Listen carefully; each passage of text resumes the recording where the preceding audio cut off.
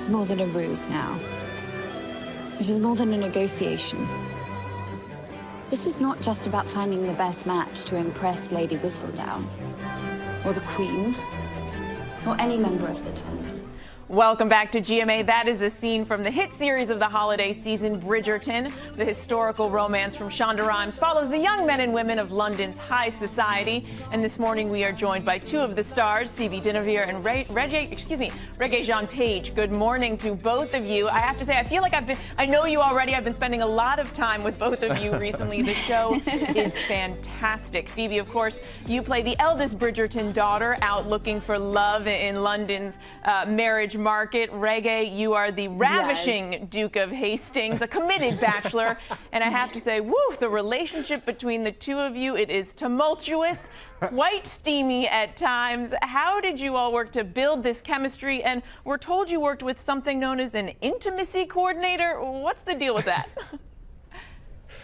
Well, I think the chemistry is probably the easiest part because Phoebe is lovely, as you can all see and will experience. And I think we were working with such wonderful material. The characters already existed. These are best-selling books. People love them, and they have great chemistry in the book. So all we had to do was channel through this amazing chemistry that already existed. And that's the intimacy coordinator. It's an incredibly natural way of working on this. Phoebe, did you want to talk on that?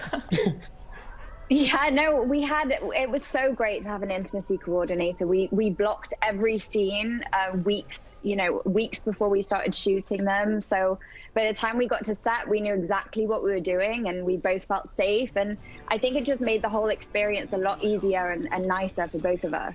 Okay, I have so many follow-ups about the intimacy coordinator, guys, but I am going to move on to the next thing, though. It's described as Gossip Girl, Phoebe. Gossip Girl meets Downton Abbey. Is that about right, or how would you describe the show for folks who haven't gotten on board yet?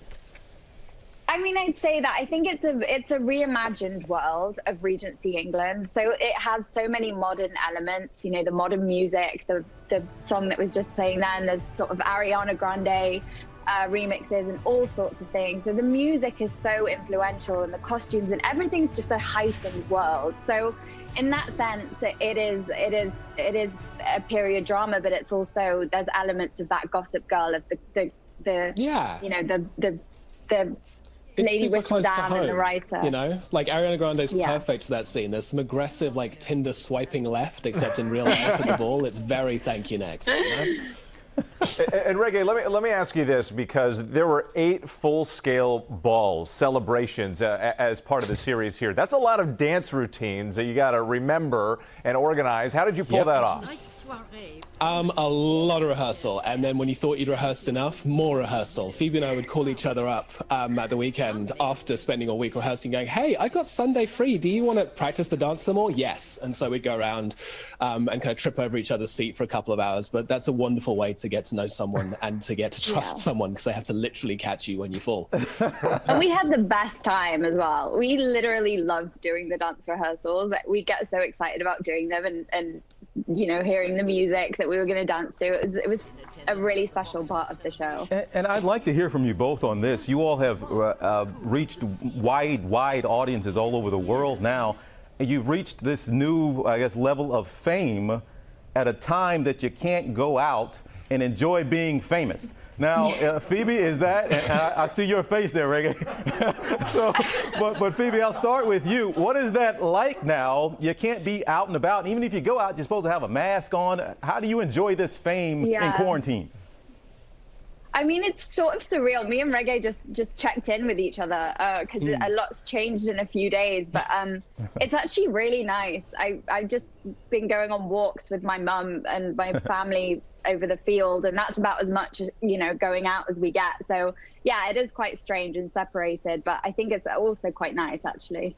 Yeah, I mean, I think it's great because at a time when we're not allowed to be together in communal spaces and have this community, the show's being a way for people to build that online because people are so excited and they get to talk about it. But at the same time, you don't have to do that thing where you go to the grocery store and it takes you 30 minutes more to get to the checkout because you're attracting everyone. It's like personal life over here, professional life over there. Perfect.